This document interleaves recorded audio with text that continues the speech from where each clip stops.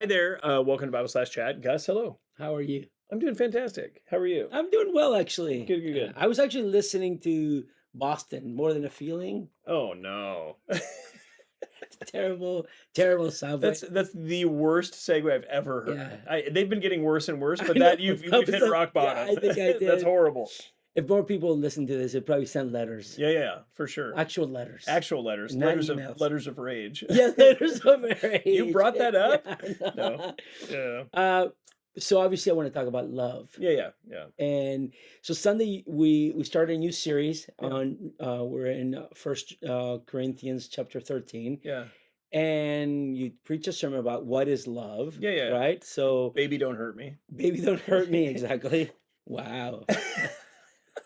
I Sorry. just thought that was going to Good. stay on Sunday, so you Yeah, brought it it. was It's a uncomfortable. Tuesday, and you just keep bringing it. That's good. Yeah. And you mentioned something that I think a lot of people would have a problem with. Yeah. You talked about how love is a feeling. Yeah, yeah. Well, a lot of us have been taught for many years that love is a verb, Yeah, yeah. and that love is, I mean, you can love someone, you don't have to feel anything for them, but your love language could be, Just doing doing something. stuff for Yeah. them, right? Helping Serving, them. Yeah, yeah, giving of your yeah. time. I don't Yeah. need to tell you I love you, or I don't need to feel anything. And if you do it enough, then feelings will follow, Yeah, yeah. right? That's what Yeah. many people have believed throughout church history. But Yeah. you made the case, and I want you to do it again, that love actually is, as you called it, a warm, fuzzy No, I feeling, didn't say warm fuzzy. I said warm-hearted affection. and something like that. Yeah, yeah. It's a You warm-hearted lost me affection. after warm. Warm? Yeah. Well, lukewarm things aren't always appreciated. Wow. No, that's good. Yeah, okay. Said the Laodiceans. Go ahead. Yes, exactly. Okay, so yeah, the whole idea. So I've tried to do a little bit of research on where that comes from. That whole idea, like just do it and Yeah. feelings will follow. I think the main place that that comes from is actually C.S. Lewis in Mere Christianity. Mm, I've not heard it before that in time. Like if you look back in time into church history, most of the guys in church history would not have said that. They held to a sense that it was affectional, that love was an yeah. affectional thing. But C.S. Lewis basically said, if you don't feel something, just fake it till you make it, and Yeah. eventually emotions will follow. Now, the problem with that view, number one, is that Sin. yeah, It's that's hypocrisy. fake. Yeah, faking it is Yeah, hypocrisy. yeah, That's just hypocrisy. yeah, That's a Pharisee. Jesus literally said, "These people honor me with their lips, yeah, but their hearts are far from yeah, me. Everything they do is vain." In other words, yeah, it's all empty. So to just act on the outside like you feel something but not actually feel it is the height of yeah, hypocrisy. yeah, And we know that that's wrong because yeah, like if you went home to your wife and she was like, "Gus, do you love me?" and you're like, "Well, I serve you. I don't feel anything. I just serve you." yeah, She would be like, "I'm never talking to you again." yeah, And it would be over for you. Same for me, and yeah, I think most people would understand that. And if the roles are reversed, if my wife said to me, "I don't love you. I just serve you, but yeah, I don't feel anything for you," that shouldn't that be enough yeah, for you? I would say, no, of course not. I yeah, like I want to know you yeah, personally. There has to be this affectional relationship. So I think we know this intuitively. Love isn't that. Now, there is a reaction in the church in a right way against the modern culture of love, which is like, oh, like, running across a train station in slow motion with the wind blowing your hair. Well, I mean, I don't have any, but the wind blowing your hair and embracing each other and That's a dream. yeah, yeah, yeah. No, it doesn't work like that. Yeah. But that's like what it's Yeah, become. And then you have songs, right? yeah, Like the music industry has capitalized on oh love. So yeah, that love has become like what every yeah, teenager feels and all those things. Now, I, we want to be very careful here. Those things, we understand where those come from because there's this yeah, craving in the heart of every person to be cared for, to be loved. yeah, And so there's this sense like, oh, I've got to go find this person who will yeah, love me. yeah, The difficulty is that's also not in the Bible. So yeah, the Pharisaism we want to get away from, but this like extreme emotionalism, we want to get away from that as well. yeah, So what does the Bible say about yeah, love? Well, for starters, in 1 Corinthians 13, the first three verses, Paul says that love is not a verb. yeah, And we love DC talk, but love yeah, is not a verb. Okay, so first he says, if I speak with the tongues of men and of angels, but I don't have love, I become a noisy gong or a clanging cymbal. Basically saying, like, no matter what I say, even if it's like divinely inspired stuff that's coming out of my mouth, if I don't have love in my heart, I sound like someone hitting a pot with a spoon. yeah, It's just like obnoxious. And mm, what he's telling us is what we say is not love. yeah, Now, you can say I love you and not actually mean it. And of course we know that that's true. So Paul is saying whatever you're saying outside of your mouth, if your heart isn't loving that person, it's you just sound Yeah. like a clanging gong, which it doesn't sound nice. Okay, so Mm, that's the first thing. What we say isn't love. Second, he says, if I have the gift of prophecy and know all mysteries and all knowledge and have all faith so as to move mountains, but don't have love, I'm nothing. In other words, it's not what we know. Like I can know all sorts of things about God, but not actually love God. yeah.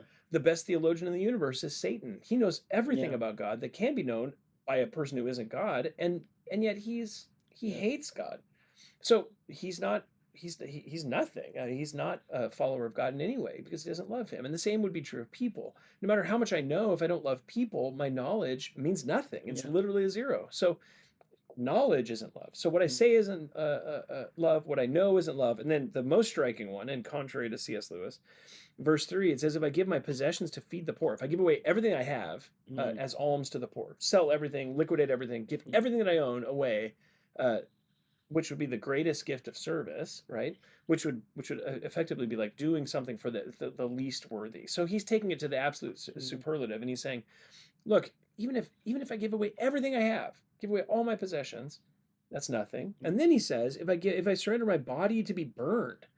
So there you have a picture of like someone who's saying like I'm giving up myself completely, all the way to the point of my own death. mm, You can get rid of everything that I have. I have zero schedule, nothing. Everything is just in service to other people, all the way to the point of my own death.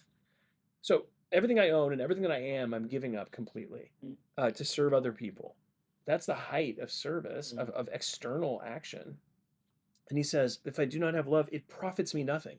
The profit there is profit before God. Like that doesn't Mm, please God. yeah. So he's literally saying, it's not what I say, it's not what I know, it's not what I do. None of those things are love, Mm, which is striking, I think, for mm, me to look at that and say, it's not on the outside at all. mm, It's completely on the inside.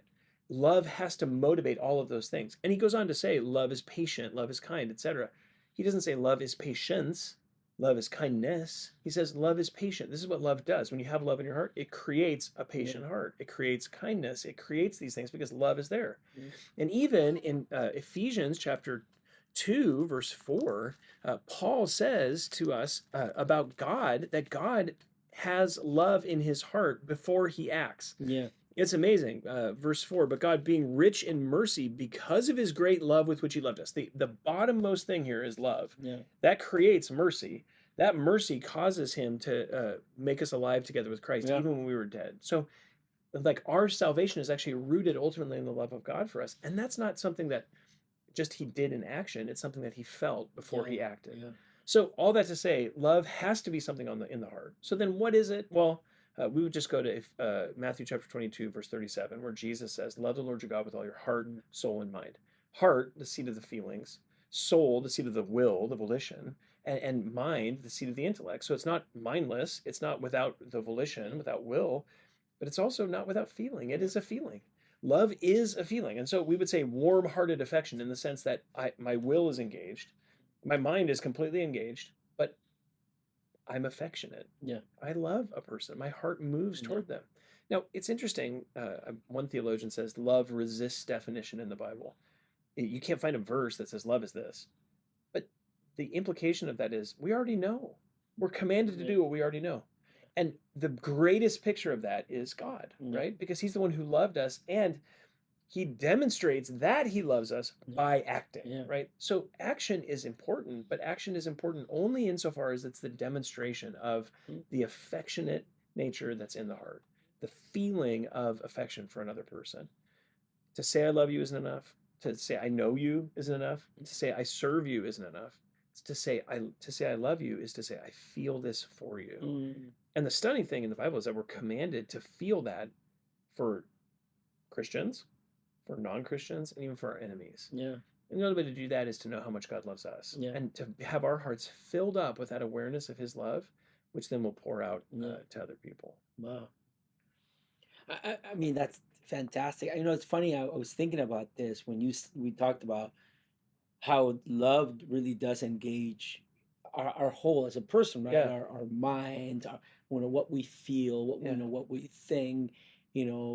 All of these are our bodies, and uh, how incredible it is that God really, um, who has put eternity in our yeah, hearts, and who actually we are the image of God, has, in a sense, and for lack of a better term, has transferred that to us. Yeah, totally. Like Yeah. he really does transfer because we know from scripture that back in eternity past, what existed between the Godhead was love. Yeah, totally. Totally. And it's not like they were giving things to each other. No, They didn't need anything. yeah, Together they or loved each serving other. each Yeah, other. there's not like service or Yeah, they're not like, "Oh, I know you better than the yeah, spirit knows you." None of that, right? yeah, That's crazy. They just full knowledge and that there's affection for one another yeah, in the Trinity. And then God says we're caught up into that through Christ. yeah. And now we experience it, and then he says, "Now pour that out on other Wow. people," which is the single defining mark of a Christian. A Christian loves. And that's why it's love God and love others. And these Yeah, are the two greatest commandments. And on the basis of those two commandments exist all the law and the prophets. yeah. When your heart feels those things with your mind and your will engaged toward other people, you will honor God in the way that you treat them. And maybe we can do another one on this, but so how do you get to loving someone Yeah. when you truly don't feel like loving them? Yeah, yeah, I mean, yeah. that's I don't feel like it. Yeah. yeah, don't like Yeah. not even because they've done anything against No. you, but you don't know Yeah, these yeah. people. Totally. Like someone new at church or someone you don't know or particularly have any conversations with them. Yeah.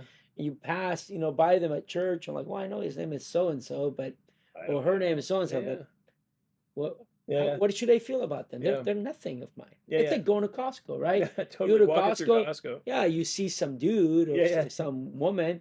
You're not just going like, I love you. You're just like, hey, which we just happen to shop at the same Yeah, place, yeah, yeah. Yeah, right? yeah. But in this case, anyway, I don't know. Do you want to do No, this yeah, we one could or we do it another right now. It's super easy, actually. one? Not super easy. It's incredibly complex. John Bunyan said when he walked the streets of London, the older he got in the ministry, the more he began to see people as souls, Mm, and it would just wreck him to walk the streets of London, yeah, see people, and know they're going to hell, and yeah, he just want to preach the gospel to them because he loved them. yeah, And I think like even walking through Costco is a great illustration. I don't know those people, but I can choose to have affection for them completely devoid of who they are as a yeah, person. And this is where love is actually completely one directional out of us. It has nothing to do with who that person yeah, is. I can love a total stranger. I can love an enemy. I can love a spouse. I can love a Christian because I have love coming down to me from God, which then fills my heart up with love so that I'm yeah, freed to actually love other people. People that cut you off, yeah, people that get in front of you in line at Costco, do you just say, "Oh, it's okay, go ahead, I love you, it's fine," and not that you would ever say, "I love you" in that situation. They'd be like, "What are you talking about?" yeah, But you can just in your heart say, I want to love them more than I love yeah, myself, and put them first. yeah, And so you just say, "Yeah, of course." And all of that is actually born out of a heart that's enjoying and receiving the love of God for us. 1 John 4:19, we love this way because he first loved yeah, us yeah, down this yeah, way. And that frees me to now offer love to yeah. people who are maybe I don't know or maybe are very unlovely. It's funny because I was thinking about this idea, and I've been thinking about it now for a couple of weeks. So I've been doing this series of chapter 12 and Mhm. now even 13. But we do treat church like we are as consumers Mhm. rather as someone who's vested Yeah. Yeah. in people's sanctification, right? Like Totally. we're not like obviously we would never let our kids go hungry. Right. And not that we would let people at church go hungry, but we're thinking, well, that's their business. Yeah, yeah. I and don't want to get my hands and we dirty. think the Yeah. same way of people at Costco, right? Or Totally. whatever. Like, I don't care. Yeah, yeah. Like I'm not gonna say hi to them. I Yeah, don't yeah. know them. They're gonna think I'm weird Yeah. if I say hi to them. Yeah, But even yeah. at church, we would think we act, and I think our society is such a consumer-driven Mhm. society that we even have treated church the same way. Yeah. We're thinking, well, these people are just I just happen to go to the same church, just like I happen to go to Costco Yeah, with with these people, with yeah. these people, but that doesn't make us family. Yeah, yeah, totally. But we're wrong. We are family, with Totally. these people, Yeah. and we should love them. Yeah, and that's the thing that's so beautiful about the church, right? The more we're aware of the love of Christ for us, I think the more we're just compelled, literally constrained. Paul says for 2 Corinthians 5:14, Yeah, the love of Christ constrains us. It forces us forward so that we no longer live for ourselves, but for yeah, Christ. yeah, And the way we live for Christ is by loving His people. yeah, So we're actually like moved into that. yeah, And it's true, it's sad, but I mean, it's very easy to treat the church like yeah, as a consumer. You just say, well, I'm here, like the worship, I give it a 7.5. The yeah, preaching is like a 5.4, yeah, but yeah, I'll stay. yeah, and then I'm just looking for community. Who will love me? Yeah. Well, that's exactly the opposite of what the New Testament says. It says it doesn't matter, who loves you, you love them because Yeah. that's what you're called to do. Yeah. And if everyone's doing that, like think about how beautiful it is. If everyone's just actively loving one another and no one's saying like, who's loving me?